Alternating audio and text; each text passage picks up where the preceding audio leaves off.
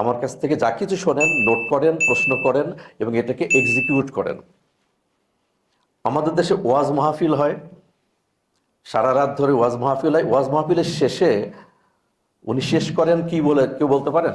সববার শেষে ফজরের আজানের আগে যখন উনি ওয়াজ শেষ করেন, তখনও মুসা নবী কিন্তু দরিয়া পার হয় নাই, পিছনে ফেরাউন দৌড়াচ্ছে, ওইখান থেকেই বন্ধ হয়ে যায়। প্রতি বছর এইভাবেই চলে, মুসা কোনোদিনও নদী পার হইতে পারে না। এই হলো আমাদের ওয়াজের কাহিনী। তো উনি শেষ করেন যেটা দিয়ে, সেটা হচ্ছে ওমা আলাইনা ইল্লাল বালাগ। সূরা ইয়াসিনের কয়েকটা জায়গায় বালাগ আছে, ওমা আলাইনা ইল্লাল বালাগ, তাই না? এখানে হাফেজ সাহেব আছেন, উনি তো জানেন। উনি বলতে পারলেন না কেন হাফেজ সাহেব? ওমা আলাইনা ইল্লাল বালাগ ক্বালু ইন্না তাতায়্যারনা বিকুম লা ইল্লাম তানতু নারজুমান্নাকুম ওয়া লা ইয়ামাসসান্নাকুম মিন্না আযাবুন আলীম, তাই না? এটা বলে শেষ করেন। অমা আলাইনার পিছনে, এটা ট্রেনিং কিন্তু আমি করে যাচ্ছি এখনই। অমা আলাইনার পিছনে একটা কারণ আছে। রাসূল করিম সাল্লাল্লাহু আলাইহি সাল্লাম ছিল best sales person, best leader, best communicator. But উনি যখন দাওয়াত দিচ্ছেন, কিন্তু দাওয়াত নিচ্ছে না খুব একটা, মানুষ বিষণ্ণ মনে বসেছিলেন, তখন জিবরাইল আমিন আসছেন, এসে একটা পয়গাম দিলেন, একটা খবর দিলেন। এইটা ছিল এই আয়াতটা। বলছে আপনার মন খারাপ কেন? আপনি স্টেট ওদেরকে বলে দেন অমা আলাইনা ইল্লাল বালাগ, অ মা আলাইনা ইল্লাল বালাগ, এবং আমাদের উপর দায়িত্ব একটাই, ইল্লা মানে ব্যতীত, বালাগ মানে পৌঁছে দেওয়া। এই বালাগ শব্দ থেকে তবলিগ শব্দ তৈরি হয়েছে। তবলিগ করে না, বালাগ মানে কারো কাছে কিছু পৌঁছে দেওয়া। অমা আলাইনা ইল্লাল বালাগ, আমার দায়িত্ব হচ্ছে কোনো কিছু তোমার কাছে পৌঁছাইয়া দেওয়া। কালেমা পড়ো, ইমান আনো, আল্লাহর আদেশ মানো, ইত্যাদি ইত্যাদি। মানবা কি মানবা না সে ব্যাপারে কোনো তোমাকে প্রশ্ন করা হবে না। রসুলকে বলে দিচ্ছেন যে এই ব্যাপারে আপনার কোনো দায়িত্ব নেই, আপনি অনলি একজন মেসেঞ্জার। এই মুহূর্তে আমি যে সমস্ত সফট স্কিল নিয়ে কথা বলবো, এই সফট স্কিলের জন্য আজকে যে আমি বগুড়ায় এসেছি, এই জন্য আল্লাহর কাছে শুকরিয়া আদায় করেছি, কারণ একদিন এই বগুড়ার মাটি প্রচুর চিনি, আপনাদের চাইতে অনেকের চাইতে ভালো চিনি আমি চাকরির সুবাদে। বাট সেই বগুড়াতে আজকে আমি, আল্লাহ আমাকে ট্রেনিং করানোর জন্য নিয়ে আসছে, আমি আসছি, এর জন্য আল্লাহর কাছে শুকরিয়া। বাট আমি যে কথাগুলো আপনাকে আমার জীবন থেকে নিয়ে বলবো, আমি কিন্তু যে কথা বলি গুগল ইউটিউবের কথা বলি না। দু চারটা শব্দ দেখবেন, আমি কিন্তু কোনো স্লাইড করি না। সুন্দর সুন্দর স্লাইড কিন্তু ইউটিউবে পাওয়া যায়, তার জন্য তো বাসায় বসে আপনি কথা বলতে পারতেন, ট্রেনিং করতে পারতেন, এখানে আসার দরকার কি? সো আমার দায়িত্ব আবারও বলে দিচ্ছে ইল্লাল বালাগ, আপনার কাছে পৌঁছাইয়া দেওয়া, এছাড়া কিছু না।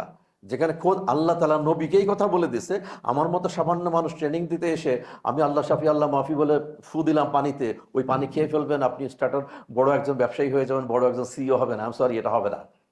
আপনাকে এক্সিকিউট করতে হবে ব্যক্তিগত জীবনে। দেখেন, 20 জন মানুষ এখানে এসে বসেছিলেন, সে ফর এক্সাম্পল, আর কিছু মানুষ পরে আসছেন। এখন তো 1 ঘন্টা পরে শুরু হলো, it was supposed to start at 10। আমি আধা ঘন্টা ধরি, 20 জন মানুষ যদি আধা ঘন্টা করে কাউন্ট করা হয়, তাহলে কত ঘন্টা? 10 ঘন্টা। একটা ফুল ওয়ার্কিং ডে হয় 8 ঘন্টার। তাহলে 20 জন মানুষ বসেছিলেন। আরেকটা মজার জিনিস হচ্ছে, আপনার সাথে যদি আমার কোনো অ্যাপয়েন্টমেন্ট থাকে যে আমি আপনার কাছে দেখা করব, আপনি বসে আছেন আমার জন্য, ঠিক 11টায়, 11টা পর্যন্ত you will be thinking positively about me, যত পজিটিভ আছে, ভালো না এই লোকটা এরকম এরকম ইত্যাদি ইত্যাদি। যখনই 11টা বেজে গেল, আমি আসি না, from then onwards every second ice cream গলা শুরু হলো, you start thinking negatively about me. এই লোকটা তো দেখলে বেশ ভালো, দূরস্থ মনে হয়, ভদ্রলোক বলে মনে হয়, আসলে এটার কোনো কথা, কোনো দাম নাই, সুবিধার না লোক। জীবনে আমার জানা মতে ক্যাজুয়াল মিটিং যদি হয়, সেক্ষেত্রে কখনো আমার একজন পার্টনার আগে আসছেন বা আমি আগে গেছি, ওগুলো আমরা কাউন্ট করি না। Once it is professional, I never compromise even with my babies. স্ত্রী পুত্র কন্যার সঙ্গে কম্প্রোমাইজ করি না। যদি নাকি সময়ের সদ্ব্যবহার আমি না করতে পারি, আমি জীবনে কিচ্ছু করতে পারবো না, ইহাতে কোনো সন্দেহ নাই। এই জন্য দয়া করে সবাই ডিসিপ্লিনটা নিয়ে আসতে হবে, সময় জ্ঞানটা নিজের মধ্যে নিয়ে আসতে হবে। আমরা টাইম ম্যানেজমেন্ট দিয়ে শুরু করব, অনেকগুলো সফট স্কিল শিখব। তো সবার আগে আমাদের জীবনের একটা গোল বা লক্ষ্য ঠিক করা উচিত। যিনি ব্যবসায়ী, উদ্যোক্তা, আমি এই ব্যবসায় কি করতে চাই, তার একটা লক্ষ্য থাকা উচিত, এবং সেই জিনিসটা লিখিত থাকা দরকার। ছাত্র যে আমি এই রেজাল্ট করতে চাই, চাকরি করেন যিনি যে আমি এই পজিশনে চাকরি করি, আমি এইখানে যেতে চাই। দুনিয়াবি বা পার্থিব বা যে বিষয় নিয়ে আমরা বসছি, মানে ওয়ার্ল্ডলি প্রফেশনাল যে ব্যাপারটা, এইটুকু কিন্তু থাকতে হবে। যদি কারো কোনো গোল না থাকে, এবং লিখিত আছে কি, কেউ বলতে পারেন যে আমি এটা করতে চাই, এটা আমার লিখিত আছে? কেউ বলতে পারবেন? আমরা প্ল্যানিং এর ট্রেনিং এ একটা কথা বলি যে if you can not write down your plan, আমি তো প্ল্যান করেছি সিইও হব, আমি বিশাল উদ্যোক্তা হব, 500 মানুষের চাকরি দিব, if you fail to write down your plan on a sheet of paper, perhaps you are not going to achieve it. আপনি এটা করতে পারবেন না। আমার জীবনের একটা ইনিংস শেষ হয়ে গেছে, কারণ আমি এক্সিকিউটিভ থেকে এক্সিকিউটিভ ডিরেক্টর হয়ে ইচ্ছা করে আমি চাকরি ছেড়ে দিয়েছি। আমার চাকরির দরকার নাই, মানুষের দরকার আছে আমাকে, আমার কাছে অফার আসে, আমি যে না আমি চাকরি করব না, সামথিং আমি করে যাচ্ছি। স্টিল আমি এখন যে সামথিং করি, অনলি মিস্টার সুমন খুব ভালো জানেন, কামরুজ্জামান সুমন, সেইখানেও আমি টোটালি প্রফেশনাল। এবং ইউ উইল বি অ্যাস্টনিশড যে আমি, এটা হচ্ছে আমার 2024 সালে আমি কি করব সেই জিনিসটার একটা কার্ডের পিছনে, যে কোনো কারো একটা ভিজিটিং কার্ডের পিছনে লেখা। এইটা আমার ওয়ালেটের মধ্যে, মানিব্যাগের মধ্যে। এইটা আমার আইফোন, আইপ্যাড থেকে শুরু করে যত ডিভাইস আছে, ল্যাপটপ, সব সাথে সিঙ্ক করা। ও আমাকে রেগুলার দেখাচ্ছে এটা তোমাকে এটা করতে হবে। এবং আমার যে টেবিল, স্টিক টু ইট, যে ইয়েলো ছোটো ছোটো কাগজ আছে না, ওইখানে লেখা থাকে। কারণ আমি অত স্মৃতিশক্তিওয়ালা মানুষ আমরা না, ভুলে যাওয়াটাই স্বাভাবিক। যদি এই কাজ করতে না পারেন, আননেসেসারি বলবেন যে মার্কেট ভালো না, আমার নসিব ভালো না, আল্লাহ আমার কপালে দেয়নি। আর আমাদের মুসলমানদের মধ্যে তো একটা বিষয় আছেই যে কিছু না হলে নিজের অ্যানালাইসিস করি না, আগে বলি সম্ভবত আল্লাহ তাআলা আমার ভাগ্যে এটা রাখে নাই। যদি আমার ভাগ্যে থাকতো, আমরা সুন্দর সুন্দর ফতোয়া দিতে পারি না জেনে, যে সম্ভবত এটা হলে আমার অমঙ্গল হতো, সেজন্য আল্লাহ আমাকে দেয় নাই। অ্যাবসলিউটলি অ্যাবসার্ড কথাবার্তা, ফালতু। আমি ফালতু শব্দটা বললাম না, আমি চেষ্টা করি নেই, অ্যানালাইসিস ছিল না। কারণ কোনো মানুষ যখন চেষ্টা করে যে কোনো জিনিস অ্যাকসেপ্ট করতে, একমাত্র আল্লাহ তাআলা ছাড়া আর কেউ তাকে ফেরাতে পারে না। তবে সেটাকে অবশ্যই লজিক্যাল বা রিজনেবল হতে হবে। এমন কিছু না যেটা কখনোই সম্ভব না। আমেরিকার প্রেসিডেন্ট হতে চাই আমি, এটা তো হবে না। বাংলাদেশে আমি আমার যোগ্যতাটা দেখব, লজিক থাকতে হবে, রাইট? তো এই জায়গাটায় আমি আবার অনুরোধ করি, আজকে চলে যাওয়ার পরে প্রত্যেকে যদি এই কাজটা করেন, আর কোনো দিনও আপনাদের সঙ্গে দেখা না হয়, কয়েকটা কথা বলে যাব। আমি আল্লাহর রহমত, আমার বাবার কিছু কিছু না অনেক কিছু, এবং আমার প্রথম জীবনের একটা training, I was in Pfizer, American pharmaceutical জায়ান্টে ছিলাম 12 বছর, তাদের ট্রেনিং, এই 3টা জায়গা। এছাড়া আমার কোনো সিনিয়রও বলতে পারবে না আমি জিলানিকে তৈরি করেছি। আই এম সরি, বিনয়ের সঙ্গে বললাম, কেউ বলতে পারবে না অনেক সময়। বাট আমার হাত দিয়ে তৈরি অনেক কলিগ আছে, আল্লাহ তাআলা এটা করেছেন আমার ওসিলায়। বাট দিয়েছেন আল্লাহ, আমার বাবা অনেক দিয়েছে আমাকে। And the training of Pfizer, আমি জীবনে কোনোদিন এই শব্দটা ভুলতে পারবো না। এই ট্রেনিংয়ের কারণে আজকে আমি এমন এমন কিছু বিষয় শিখেছি, এমন এমন জায়গায় চলে গেছি যেটা কোনোদিন was never possible for me. সেই আমার দ্বারা সম্ভব ছিল না যে আমি এটা করেছি। তো আমি এখানে স্লাইড দেখাবো, আপনি নোট করবেন বা ছবি তুলবেন, বাসায় যেয়ে দেখবেন, এগুলো করে কোনো লাভ হবে না। বাট আমি প্র্যাকটিক্যালি যে কথাগুলো আপনাদেরকে বলছি, যদি এটা মন থেকে করেন তাহলে সম্ভব, আদারওয়াইজ সম্ভব না, কেউ করে দিবে না। এবং একটা সময় আফসোস আসবে যে আমি কি করলাম। অনেকে 40-এর পরে যে মনে হবে যে আমার তো বয়স এইখানে, আমি কি করলাম। বাট বয়স আসছে, আমার মনে হয় যে আপনারা এই জিনিসটা শুরু করেন। আর একটা জিনিস বলি, যে এইটাতে কোনো ডিজাইন টিজাইন আমি করি না। বহু ডিজাইন করতাম বা খুব করা যায়, বহু রকম অ্যানিমেশন করা যায়, তারপরে সাউন্ড ইফেক্ট দেওয়া যায়। তো এইখানে কোনো রকমের সৌন্দর্য চর্চা করা উচিত না, এটা আমি শিখেছি অনেক পরে। 2-4টা পয়েন্ট লিখেছে কি, আমি অ্যাকচুয়ালি খুতবার কিতাব সব মসজিদেই এক রকমের, বাট যে ইমাম সাহেব খুতবা দেয় দ্যাট ইজ ভাইটাল। তো একটা শব্দ হচ্ছে টাইপস অফ টাস্ক। আমরা প্রত্যেকে এখানে যারা আছি, সকাল থেকে উঠে সন্ধ্যা পর্যন্ত কাজ করি। এই কাজকে কত ভাগে ভাগ করা যায় কেউ কখনো জানেন? যত কাজ করি কয় ভাগে ভাগ করা যায়? কি কি?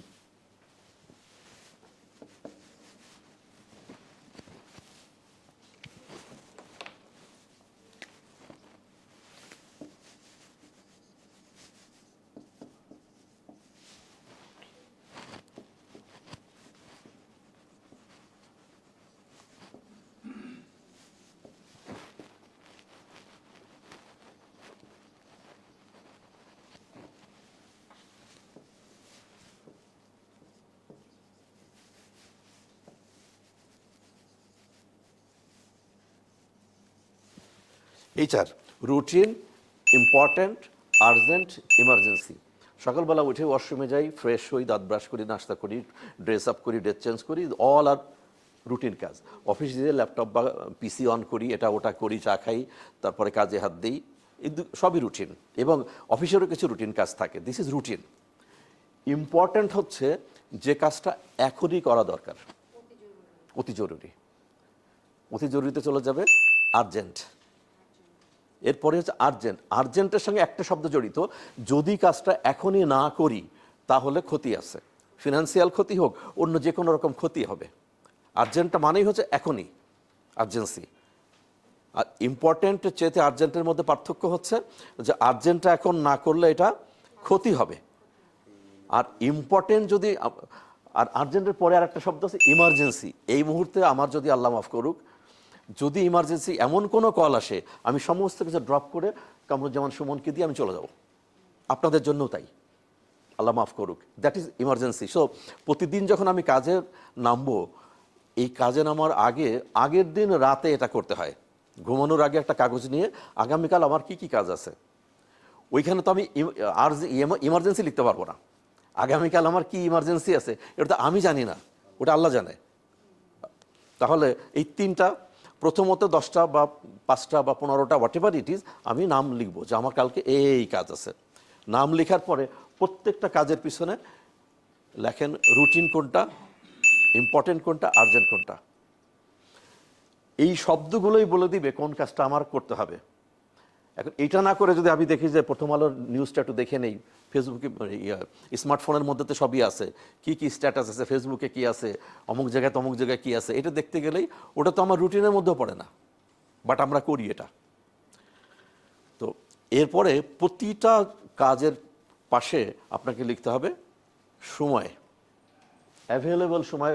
আমরা যাচ্ছি যে প্রায়োরিটাইজ, সেকেন্ড পয়েন্টটা এখানে আছে যে প্রায়োরিটাইজ ইউর অ্যাভেলেবল টাইম। তো আমরা হিসাব করব যে সকালের থেকে রাত পর্যন্ত ঘুমাতে যাওয়ার পর্যন্ত কাজের সময় কতটুকু আমার। পার্সোনাল কাজ আছে, কিছু বাজার হতে পারে, বাচ্চাদের জন্য স্কুলে যেতে হতে পারে, আরও অনেক ধরনের কাজ থাকতে পারে, বাট আমার টোটালি প্রফেশনাল কাজ কতটুকু এটা ওয়ার্কআউট করে বের করে নিতে হবে। আর বের করতে গেলে কাজ মানে টাইমটাকে যদি আমরা বড় করতে চাই, তার একমাত্র রাস্তা হচ্ছে সকালবেলা ঘুম থেকে ওঠা, যেটা হয়তো আমাদের অনেকের জন্য কঠিন ব্যাপার। এই জায়গায় যে কম্প্রোমাইজ করবে, আই এম সরি এই কথাটা বলার জন্য, কঠিন হবে তার জন্য কঠিন হবে। কারণ দেখা যাবে যে ভোরবেলা উঠলে যেটা হয় যে অনেক কাজ আগায় নেওয়া যায়। তো আপনি জীবনে অ্যাচিভ করতে চাইলে, আমরা দেখি একটা মানুষ অ্যাচিভ করেছে, তার সম্পর্কে অনেক কথা বলি, বাট আমরা কখনো দেখি না যে ওই লোকটা অ্যাচিভ করলো কি কি কষ্টের বিনিময়ে, কি কি এফোর্টের বিনিময়ে। তো আপনি যদি সেরকম জায়গায় যেতে চান, কারণ আমরা এই আলিবাবার থেকে শুরু করে আমাজন পর্যন্ত মানে কার কত টাকার সম্পদ আছে, কার কত ডলার আছে, এগুলো আমাদের মুখস্থ, কে কোন বই লিখছে, বিখ্যাত বই, এগুলো মুখস্থ আমাদের। খালি তাদের টাকা মুখস্থ আর বই মুখস্থ করলে হবে না। আমি যদি সেখানে যেতে চাই তাহলে আমাকে টাইম ম্যানেজমেন্টে আসতে হবে। সময়টাকে বড় করতে গেলে সবার আগে কাজ হচ্ছে টোটাল টাইমটা বের করার সময় আমার মর্নিংয়ের টাইমটা বের করে নিয়ে আসা। যদি কারো অভ্যাস থাকে এরকম 8টা-9টা পর্যন্ত ঘুমানো, তার দ্বারা কিন্তু সফলতা আসা খুবই কঠিন ব্যাপার। তো অ্যাভেলেবল টাইম মানে হচ্ছে আগামীকালকে আমার অ্যাভেলেবল টাইমটা কি। We will be making journey to Dhaka আগামীকাল। তো আগামীকালকের জন্য যদি আমি সকাল 8টায় এখান থেকে যাই, তো আমার হয়তো পড়ার থেকে শুরু করে অনেক কাজ আমি করতে পারবো আমার গাড়ির মধ্যে বসে, বাট ফিজিক্যাল কোনো কাজ করতে গেলে তখন দেখবো যে আমার হাতে 3-4-5 ঘন্টা সময় আছে, সেটা বের করে ফেলা। এরকম আপনারা আপনাদের দৈনন্দিন যে টাইম, এটাকে বের করে ফেলা, মাথার মধ্যেই এটা করা সম্ভব। এর জন্য কোনো শিট অফ পেপার দরকার হয় না। টাইমটা বের করে এইবার যে কাজগুলো লিস্ট করলেন আপনি, সেই প্রত্যেকটা কাজের পিছনে লিখতে হবে যে কত মিনিট লাগবে এই কাজটা করতে। একটা মেল করব, মেল করতে কতটা সময় লাগে, এই কাজটা করব কতটা সময় লাগবে। এবং একটা কাজ যখন রিপিটেডলি করতে থাকি আমরা, রোবোটিক বলে এটাকে, কাজের ধরন একই, প্রতিদিন আমরা করে যাচ্ছি, তো নিশ্চয়ই ওই কাজটা যখন 10 মিনিট লাগে, 1 বছর পরে ওই একই কাজে 10 মিনিট লাগার কথা না। আপনি টাইপ করলেও এখন টাইপের স্পিড যা আছে, 1 বছর পরে তো স্পিড বেড়ে যাওয়ার কথা। তাহলে 10 মিনিটে যে কাজটা করতে পারতাম সেই কাজটা নিশ্চয়ই 1 বছর পরে আমার 6, 7, 8 মিনিট লাগবে, 10 মিনিট লাগবে না। এই ছোট্ট ছোট্ট জিনিস কিন্তু কাউন্ট করতে হবে। 1 টাকা 2 টাকা যেমন কাউন্ট করতে হয় ব্যবসায়, এই টাইমটা হচ্ছে সবার আগে। তো 2 মিনিট যদি হয় একটা কাজে, এরকম 10টা কাজ থেকে যদি 2 মিনিট আমি বাঁচাতে পারি, তাহলে 20 মিনিট সময় হলো। এই 20 মিনিটের সময় কিন্তু অনেক কিছু করা যায়। থরলি প্রফেশনাল মানুষ যারা দেখবেন তারা এত কনসাইজলি সব কিছু করে, ইফেক্টিভলি করে, যে ইফেক্টিভলি আমি ভুল বললাম, এফিশিয়েন্টলি করে। কারণ দুটা ইংরেজি শব্দ আছে, ইফেক্টিভ আর এফিশিয়েন্ট। ইফেক্টিভ মানে কার্যকরী, আর এফিশিয়েন্ট মানে দক্ষ। তো একটা কাজ করা, তো কোনো একজন মানুষ একটা কাজ করতে পারে বাট তার লাগে 1 ঘন্টা, বাট কোনো একজন করতে পারে শুধু না, ওই কাজটা সে 45 মিনিটে করতে পারে, হি ইজ এফিশিয়েন্ট। বাট আমি এফিশিয়েন্ট না। তাহলে আপনার প্রতিদিন একই ধরনের কাজ যখন, রোবোটিক কাজগুলো যখন করছি, তখন এই কাজ এফিসিয়েন্সি ডেভেলপ করবে। এইটা নিজের কাছে নিজে হিসাব করা। সময় পাই না যেটা আমরা বলি, সময় অবশ্যই পাওয়া যায় যদি নাকি আমরা টাইমের দিকে খেয়াল রাখি।